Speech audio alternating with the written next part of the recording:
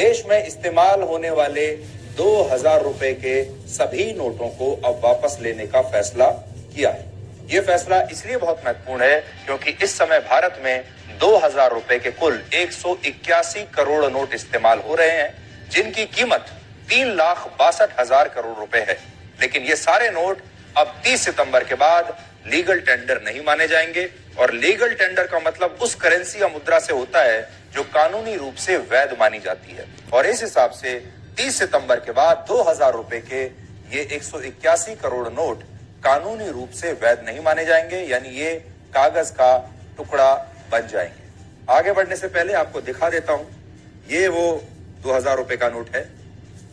अपने दर्शकों को हम दिखा देते हैं, आप अच्छी तरह से जी भर के इस नोट को आज देख लीजिए। अब इस नोट की दो कहानियां हैं। हमारे देश में ऐसे भी लोग हैं जिनके पास ये 2000 रुपए के नोट बहुत प्रचुर मात्रा में है, बहुत ज्यादा है। वो लोग आज बड़ा परेशान हो रहे होंगे, उनके लिए तो आज की रात बड़ी भारी होने वाली है। और कुछ लोग ऐसे होंगे जिन्होंने कई महीनों से 2000 रुपए का नोट देखा भी नहीं होगा, उनके पास होगा भी नहीं और उन्होंने देखा भी नहीं होगा। इसलिए आप भी अब इसके कुछ आखिरी दर्शन कर लीजिए। कुछ महीनों के बाद ये 2000 रुपए का नोट अब आपको देखने के लिए भी नहीं नसीब होगा। आरबीआई का कहना है कि इस समय जिन लोगों के पास भी 2000 रुपए के नोट हैं, वो लोग 23 मई से 30 सितंबर तक इन्हें अपने बैंक में जमा कर सकते हैं, या वो चाहें तो इन्हें एक्सचेंज करके इनके बदले में 500, 200 और 100 रुपए के नोट वापस ले सकते हैं। इसलिए यह प्रक्रिया, आप एक तिथि याद कर लीजिए, 23 मई से यह प्रक्रिया शुरू हो जाएगी, जब आप देश के किसी भी बैंक में जा सकते हैं और आप इन्हें जमा भी करा सकते हैं और इनके बदले नया नोट भी ले सकते हैं, जो कि 2000 रुपए का नहीं होगा, किसी और डिनोमिनेशन का होगा। और यह काम आपको 30 सितंबर इस साल तक कर लेना है। इसके अलावा अगर कोई व्यक्ति 2000 रुपए के नोट अपने बैंक खाते में जमा कराना चाहता है तो वो कल से ही ऐसा कर सकता है। लेकिन इन नोटों को बदलने की जो प्रक्रिया है वो 23 मई से शुरू होगी और फिर यह प्रक्रिया 30 सितंबर तक ऐसे ही जारी रहेगी। यहां दो और बातें बहुत महत्वपूर्ण हैं।